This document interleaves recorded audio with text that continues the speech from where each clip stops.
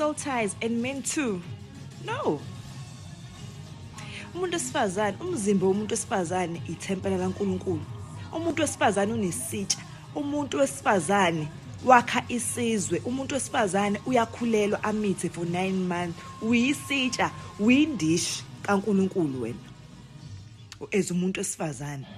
So, nayo inkinga ke wena.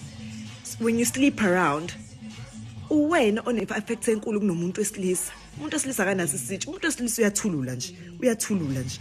Wena uyamumatha konke ngena kuwena. Umuntu wesilisa akamithi, wena uyamitha. Wena wandisa isizwe, wena uzozala uhulumeni, wena uzozala umprofeti wakusasa, wena uzozala